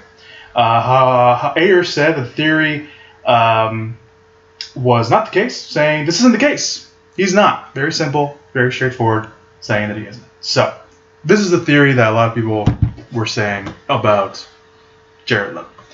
People were looking very close at the suits, and people were looking very close at Jared Leto, saying there was a bullet mark on the Robin suit that matches where the scar on Jared Leto's shoulder, they matched, essentially, saying, it's him. It's him. I never bought this theory. One, because Joker doesn't need to be Jason Todd. No, not at all. You're essentially taking away a great character in Jason Todd, who later becomes another character who was rumored to be in the solo Batman film. Or one of the rumors going around, because there's another rumor going around that may take place in Arkham Asylum. So you got that. And then you don't need him to be the Joker. You don't need Jason Todd. No, not at all. The Joker could just be some random guy that likes to mess shit up and torture Batman. He doesn't need to be Jason Todd. At least for me. That's why I never bought the theory. I never liked the theory. I never wanted the theory to be true. And again, some people are saying that thank God this is the case, and some people are saying that maybe David Ayer is trying to save face. He's like, nah, he's not, but at the end, it's going to be real to be him. David Ayer, I've been following David Ayer's career from the very beginning, from the first film he directed to now. I've always liked David Ayer, and then David Ayer is actually a Chicagoland boy. He's I forget where he's from, but he's from the Chicagoland area. So when he says something, I tend to agree with him. I tend to believe him. Yeah, I think he's a pretty straight shooter. The only thing that concerns me is that because they even said it at the panel that Leto is stepping into the shadow of giants behind Nicholson and Ledger. Yeah. Really hope that they didn't try and differentiate the role by making it Jason Todd, because then they go, oh, it's still the Joker, but it's enough variety where it's not the same and it's not trying to copy, or it's not, because it just doesn't, like, the reason that that's a possibility is because, like, if you're not familiar with the books, in the future the third Robin, Tim Drake, becomes the Joker in the Batman Beyond series. Where Bruce is very old and mentoring a new young Terry McGinnis. So I can see where that theory comes from. That would be, and it would also completely defeat the whole character of Jason Todd. You're essentially he's a cannon fodder character. Pretty much, yeah. Yeah. So I really, again, you're taking away a very rich history of one character to potentially set up something for a solo Batman film or just a film on his own. Yeah, I really, really, really, really, really want the Bat family involved. That was the biggest thing that we were missing in the Nolan universe, and I think that's one of the biggest things that defines the Batman character. And I was concerned about, I saw some set photos from Batman vs. Superman at the graveyard, and the Robin said Dick Grayson on a gravestone, which, if it turns out that they killed him and not Jason Todd, that would be very infuriating, because Nightwing is one of the best characters in the DC universe. Yeah. Why not have a Nightwing in a solo movie, or in Batman solo movie, or Barbara Gordon, or someone like that? Yeah. You know. So I hope it's not true. Yeah. I mean, again, this theory. I mean, it seemed ridiculous the moment people were like, "Oh, this is the bullet hole." I'm like, that's it. I'm done. I don't believe this theory. So yeah. Either way, Suicide Squad opens next week. We'll talk a little bit more about it when we get to that. All right. Next news item. Disney is moving forward with their Rocketeer reboot, but also with a little twist. A gender swap and a race swap. The Rocketeer is a beloved and iconic film, and it's been the reboot has been in the works since 2012, and now they are fast developing the reboot as they hired new writers Max Winkler and Matt Spicer to do The Rocketeers. That's what the movie will be called. That's right, the film is envisioned as a sequel and a reboot with a modern-day twist. As I mentioned, the twist will be that the main character will be a black female character. The original film, for those who don't know, was based on the popular 1980s comic to follow the stunt pilot who discovered a rocket pack and a suit, who then becomes embroiled with Nazis and mobsters, because that's what happens when you find a jetpack and suit. The original film was directed by Joan Johnson, who directed Captain America: The First Avenger, amongst other things as well. And had a cast of Billy Campbell, Jennifer Connelly, and Timothy Dalton. The new film will maintain its period setting. The original film was set during the 30s, and will pick up 6 years after the events of the first film, and the early synopsis reads as follows, or follow. An unlikely new hero emerges, a young African-American female pilot who takes up the mantle of the Rocketeer in an attempt to stop an ambitious and corrupt rocket scientist from stealing jetpack technology in what can prove to be a turning point in the Cold War. It has been ages since I've seen The Rocketeer. Yeah. So I might have to go back and watch it. But I like this twist. I like the fact they're changing it. I mean, I know many people are probably upset. I didn't read the comments. I'm sure the internet is having a great time. I'm positive, because they don't like change. I don't know. I mean, I like it. It's been a while since I've seen The Rocketeer, so I'm not connected to it as much as some other people are. But I like the change. I mean, why not have a strong female black character as your lead character? Yeah, why not? Who cares? Yeah. It's like, Marvel now, they're launching a book where Iron Man is a woman. Yeah, a black female, a young family. Yeah, I think she's in high school or something like that. She's an MIT student. Yeah. So why not? I mean, who cares? I mean, get over it. If you don't want to watch it, don't watch it. Yeah. I mean, that's simple. You have the original to go back to. Exactly. It's the same argument we have with the new female Ghostbusters. If you don't want to watch it, watch Peter Venkman. I have talked about Ghostbusters on this podcast. They know how I feel about it. But no, you're right. I mean, it's and again, it's not a remake. It's not a reimagining. It is a sequel that's also a reboot. Yeah. So it's, I mean, people wanted a sequel to the Rocketeer for ages, so now they're getting one. They're just getting it with a female. And Timothy Dalton is in it, dude. He's awesome. It's true. Jennifer Connelly, she's not too bad to look at. She's not too bad. No, not too bad. Still not too bad. Yeah, I know. She gets prettier as she gets older. So it's in the early stages right now, so we don't know what's going to happen with that just yet. All right, so that's all the news items we have as of this recording. So if anything pops up, go to the Facebook page. Unless anything really big pops up, then I'll add it in at the very end. Oh, did you see the trailer for Split, that new M. Night Shyamalan movie? Okay, you know what? Let's talk about that, because there's a lot of trailers that came out this week, and some trailers that came out by the time we're recording this. But Split was one of them I think I kind of secretly want to talk about. And it looks good. It looks really good. And M. Night Shyamalan should not look good. No, at this point. should. No. I saw a trailer. I was like, it's M. Night Shyamalan, and I guess I'll still watch because I like James McAvoy. Yeah. So I clicked on it, and I was watching. I was like, no, this can't be an M. Night Shyamalan movie. This looks good. Well, I like that he Shyamalan'd us in the trailer. It wasn't just.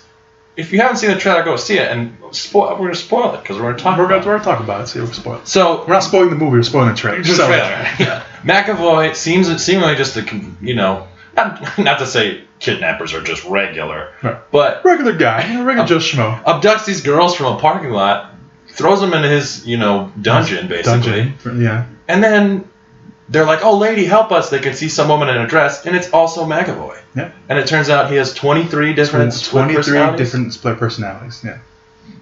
Do we have potential first Oscar-nominated actor for horror film?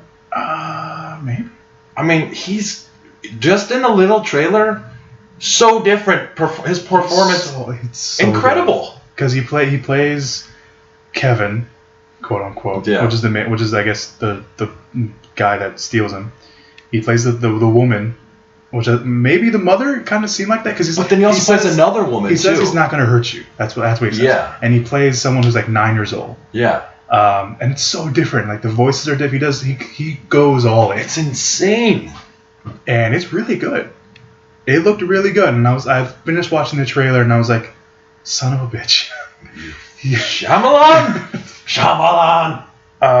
It looked really good, and then I guess he has like this last personality. That's the Beast. The Beast. There's like pictures of it, and it looks, and that's when it kind of starts turning Shyamalan-y. Yeah, because he can change its chemistry of your body. You can see him like he's having his shirt off, and it's like. It's the sound behind it. It's like his bones are moving or something. Yeah. And he's moving really fast. He also jumped down from like a train. He jumped down from a train. Yeah.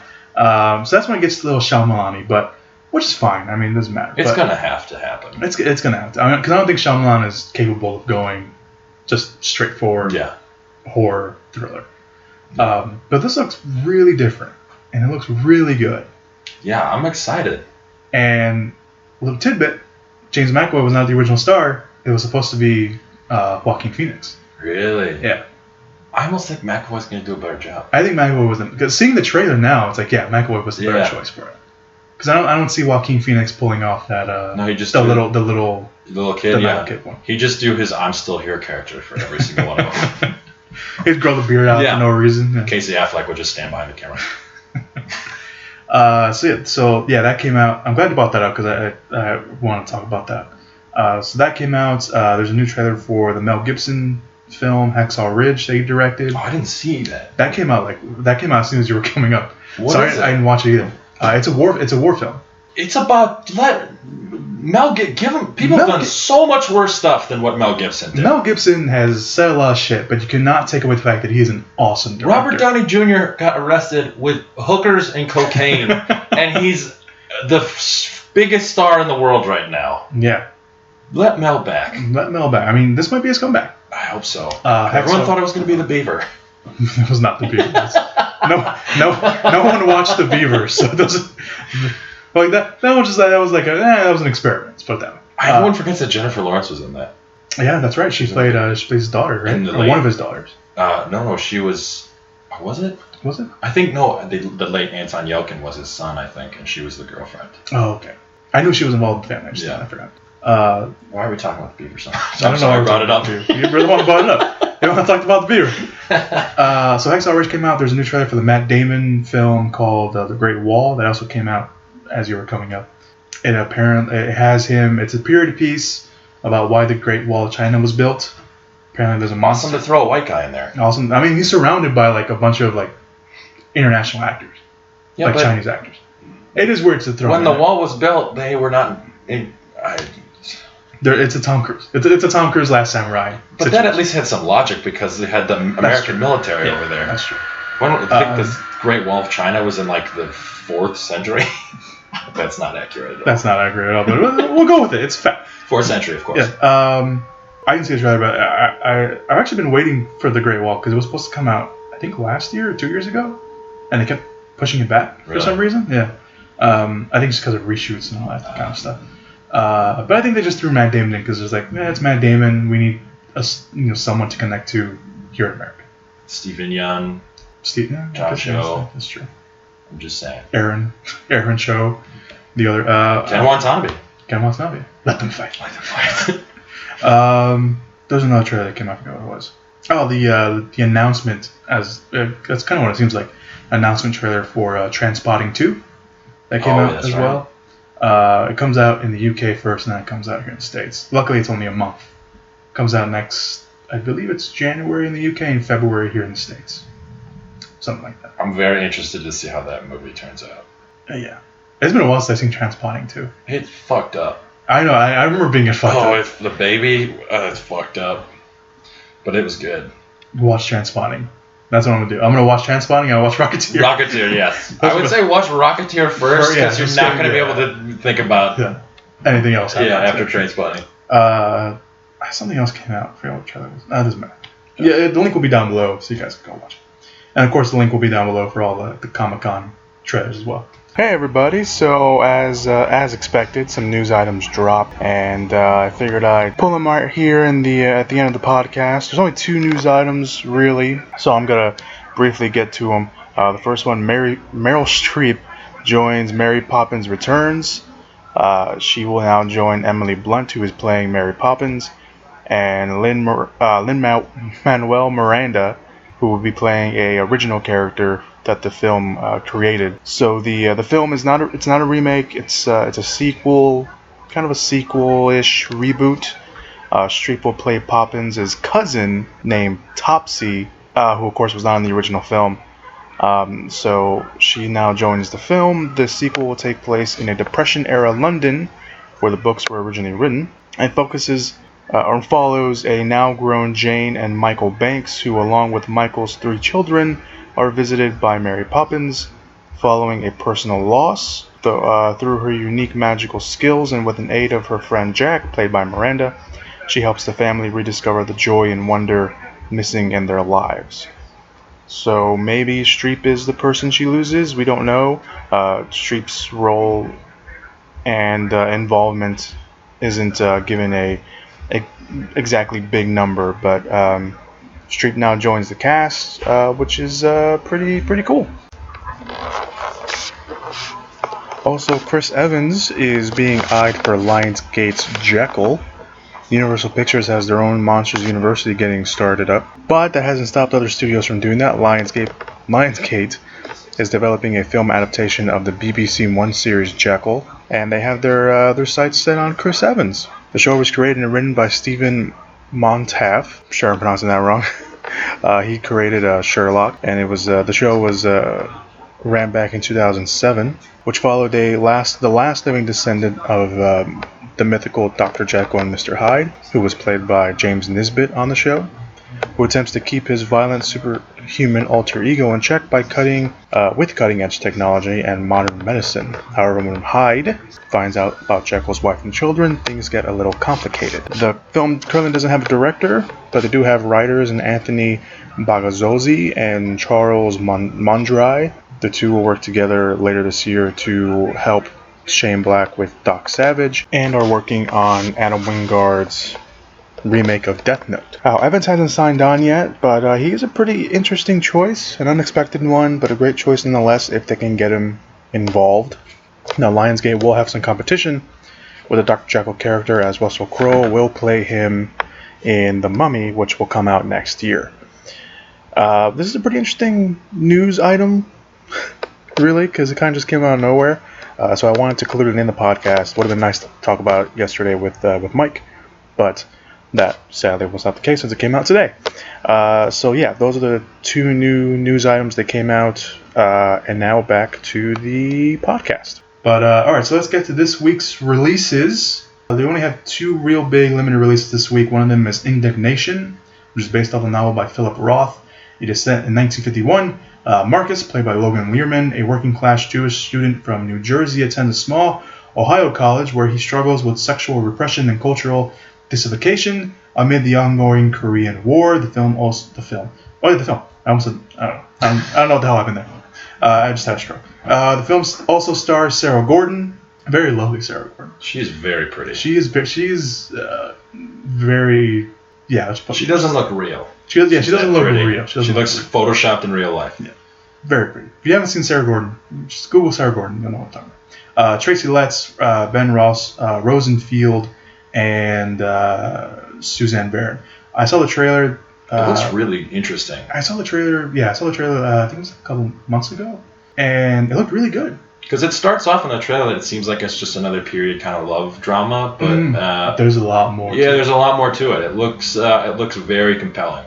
Yeah, it's been getting a lot of good reviews on the film circuit, so people finally get a chance to see it. And the second limited release is Into the Forest, also based on a novel. It's the novel was written by Jean Hedgeland. After a massive power outage, two sisters, played by Ellen Page and Evan Rachel Wood, learn to survive in their isolated woodland home. The film also stars Max, can't talk now, Megan Hella, Michael Eglin, and Colm Rennie. This film has also been getting a lot of good reviews as well, and it's described kind of as a drama. I don't know if I read this right. It's like a drama sci-fi. Okay. I guess because the world ended essentially, and they're in the woods. I guess that which immediately means sci-fi. Immediately means sci-fi. I don't know. The trailer's really good though. I mean, the trailer looks like it's just going to be Ellen Page and Evan Rachel Wood just acting, doing what they do, doing the best they can. Nice. Yeah. We're getting very dangerously close to where world-ending scenarios are just going to be called fiction. Or just go, yeah. Oh, the end of the world? Yeah, it's fiction. It's fiction.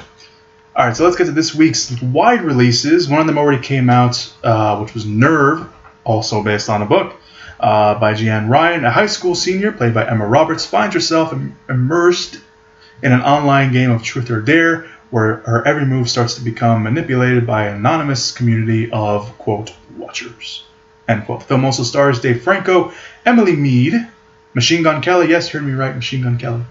He's on the TV show Roadies, and I had to look that up.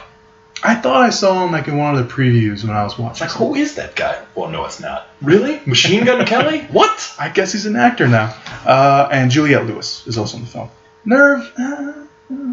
I think Emma Roberts should only play the character from Scream Queens. She is so great. I haven't watched American Horror Story. She's probably a lovely human being, but she plays a real great bitch. Really great. She has that look like, yeah, she's really good at it. She's pretty, obviously people writing for her, but she does bitchy wit very well. I don't think that's going to happen in this film. I don't think that's going to happen in this film. Maybe, you don't know. Maybe I love me some Dave Franco too, so it's got potential. The trailers have been, for me, I don't know. It's not marketed toward me. Let's put it that way. The other film is Bad Moms. It was a comedy film. It's when three overworked and underappreciated moms, played by Mila Kunis, Kristen Bell, and Kathryn Hahn, are pushed beyond their limits. They ditch their conventional responsibilities for a jolt of long overdue freedom, fun, and comedic self-indulgence. The film also stars Christina Applegate, Jada Pinkett Smith, Annie Momolo, and Clark Duke, Jay Hernandez, and Wanda Sykes. Heard a lot of Oscar buzz. Lots of Oscar buzz. A lot of Oscar buzz, yeah. Yeah, I'm hearing a lot. Looks like it's going to be a real heartbreaker. I think the studio comedies are just, I don't know. I think you're gonna fare. It's like we were talking about horror earlier. A lot of shit to wade through to get some gems. Yeah. I like all the ladies in that. I think they're all very funny. All the ladies in this are funny. Catherine Hahn especially. I'm glad that she's getting more. I don't have a lot of faith in this. That this is going to do them service. No. And it's not even like it's a big studio. And thankfully it's not a big studio movie. It's by XTX Entertainment, which is fairly new. Okay. They've done Free Stay at Jones. They did The Gift. That came out last year with Joel Egerton and. Yeah, a lot of comedy shops in their studio. Yeah, exactly. I think this is their first studio. I think this is their first comedy, so they're taking a bit of a stab at that. This will be a big Jason Bateman twist in it, apparently. Have him in there, just not coming in there. And then the last film, of course, the big one, Jason Bourne. Jason Bourne, Matt Damon, not remembering who he truly is, tries to uncover the more hidden truths, apparently, from his past. Film also stars Tommy Lee Jones, Alicia Vikander, speaking about pretty ladies. Alicia Vikander. Tomb Raider. Tomb Raider. I'm looking forward to that. Vincent Cassel, Julia Stiles, Scott Shepard, and Bill Camp also star in the film. Did you see this? I haven't seen Jason Bourne yet. I heard it is a steaming pile of shit. I heard that it is a very unnecessary sequel, but the action's okay. I like the couple of the reviews that I said that the Greengrass like style of shaky camera is so excessive that it's like blurry for a lot of scenes. And like the Tommy Lee, this is all speculative, but that like Tommy Lee Jones not only just showed up for the paycheck, but actually seemed like he didn't want to be there. I mean, Tommy Lee Jones just seems like that kind of. It seems like he doesn't want to be on Earth anymore. Yeah, he seems like I'm done. Just like let me go on a ranch somewhere. Kill me now, God. Let me go on a ranch in the middle of nowhere where no one bothers me and there's no internet connection. The other thing that they said, very little Bourne in the film. They said Bourne has like 16 lines in the whole film. Yeah. Something, or 23, something ridiculously like really low. Which is fine. I mean, if he's just knocking people out with one punch, I mean, whatever. Yeah, it just feels... Because they waited so long to do this, and you hear Matt Damon talking about, like, we had to get it right. We needed Paul Greengrass. Well, that's fine. I mean, if you're to do that, okay, but at least make it good. Yeah. I'm still going to go watch it. I mean, I like the Bourne films. I love Bourne Ultimatum. I think that's the best one of the three. Four. Quote. Air quotes, you can't see me. Fucking Jeremy Renner. I like Jeremy Renner, but that movie was just not... Stick to Hawkeye. Yeah, just stick to Hawkeye. Go back to the farm with Linda Cardellini. Who's also very pretty for her age. But this is just a podcast of who we thought was... Pretty for their age. Pretty for their age. Yeah. That's the subtitle for the episode. Comic-Con and movie news for the week, and then pretty for their age. So let's talk about a little game I do, box office predictions. Last week I was wrong because of fucking Ice Age Collision Course. I didn't even know they were still making those. No one knew apparently no one knew they were still making them. I thought they've relegated Dennis Leary to only be in anything on FX, and they wouldn't let him do films anymore. And do Ford 50 commercials during football. Yes. So last week my picks were Star Trek Beyond at number 1, which ended up being number 1. I thought Lights Out would do better in the box office. It still did well, but I thought it would do better. At number 2, Ice Age Collision Course at number 3, Secret Life of Pets at number 4, and Ghostbusters at number 5. The actual box office, which is a little wonky this week, because apparently there was a tie on Saturday, and then the Monday reports came out. I don't know. And the Monday news reports came out, and they were like, oh, this movie's at number 4. No, this movie's at number 4. So I took it from Box Office Mojo, which it's in the title, it's box office, and it's kind of where I get some of the stuff. Box office stuff anyway. Star Trek Beyond was number 1, Secret Life of Pets was number 2, Lights Out was number 3, Ice Age Collision Course was number 4, and Ghostbusters was number 5. Some reports had it the other way, where it was Ghostbusters number 4 and Ice Age number 5. Either way, Ice Age Collision Course was a bomb, and I think this is finally... Nail in the coffin? This is finally the meteor that kills them all. This is the extinction level event? Yeah, this is the extinction. The last one I saw was part 3. This is part 5. So I completely missed one. Mother of God, man. I have no interest. I mean, I'll probably go watch this for the hell of it. Just middle of the week. You know what? I'm here. Yeah. Go watch it. So my picks this week, I think Jason Bourne will be number 1. Jason Bourne. Number 2 will be Star Trek Beyond. Number 3 will be Secret Life of Pets. Number 4 will be Nerve, although I wouldn't be surprised if it jumped to the 3 spot. And then Bad Moms will hope maybe be number 5. That Oscar buzz. Getting that Oscar buzz, but I would not be surprised if Bad Moms was not even in the top 5. But I'm putting the top 5 anyway because I think people will need a comedy nowadays. I don't know. Once again, Jason Bourne number 1, Star Trek Beyond number 2, Secret Life of Pets number 3, Nerd number 4, and then Bad Moms maybe at number 5. Do you want to play a little box office prediction? Yeah, I think Star Trek is going to hold on to the top spot. That's not a bad bet. I think that Bourne will stink its way to 2. Secret Life will 3 it up. And then we got a top. I say Ice Age and Nerf. It's not bad. I think Ice Age, Nerf. I think Ghostbusters falls out.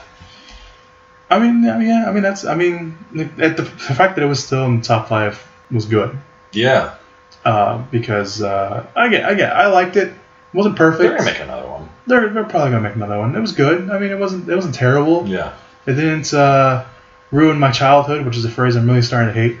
Cause if you weren't born when that movie came out, you're not allowed to say ruin your childhood. I think. Yeah. That's my cardinal rule now. Yeah. I see. I'm allowed if Power Rangers sucks, I'm allowed to say ruin my childhood because that was that Dragon Ball that live action one with James Marsden that ruined my childhood. That ruined my childhood. Yes. Yeah. So that's okay. All right. So that's this week's picks. That's it. That's all we got for at the time of this recording. Obviously, again, if something pops up, I will put it on the Facebook page, facebook.com/moviepit. That's capital M and P. Link will be down below if you want to go check that out. And again, if it's anything really huge and big, I will fit it in here into the podcast. But other than that, thank you guys so much for listening. This is probably the second longest podcast I've done. The last one happened to be the Summer Movie Podcast. And that's okay, because you know what? It was fun. We warned them before, and we did. I even warned them last week. I was like, I might combine the two. It might be extra long. Yeah, and being verbose about this sort of stuff, not a drawback. No, I mean this is why I made the podcast. This is also why God invented the pause button. That's true. You gotta pause. You want to skip forward a little bit? That's fine. Take a quick wee. Go for it. Yeah. You know. So I want to thank Mike for coming on the podcast. Thank you for having me, man. You are very welcome. You are always welcome. Thank you very much. To be on the podcast. And thank all you guys for listening. Again, go listen to Mike's podcast, Casual Experts. I will link it down below. Yeah, you can check us out on Facebook. I've got a Facebook page. I've got a Twitter at Casual Experts. And then podcast is linked on the Facebook, but go to SoundCloud and you do a little search for Casual Experts. You know how to use the internet. Yeah, I mean, you're listening to my podcast. You know if you found this one, you're fine. Yeah. Maybe, I don't know. Well, so my 3 listeners, my 3 listeners, if that. I don't care about the viewer count. That's not how I did the podcast. So yeah, that's it. Thank you guys so much for listening to the podcast this week. It is again a long one, a lot of news to cover. We covered Comic-Con. We covered the news that came out so far. Time of this recording again, and yeah, that's it. Thank you, Mike, once again. Thanks, bud. And go like the Facebook page. Go also to my review page, link down below as well. Because I never remember what it is, which is really bad. It's WordPress, so I always forget if it's at the front or at the back. I don't know. Link will be down. Also, check out all the trailers, and that's it. So, thank you guys so much. And as always, which has been a very common ending here on the podcast, go watch some movies.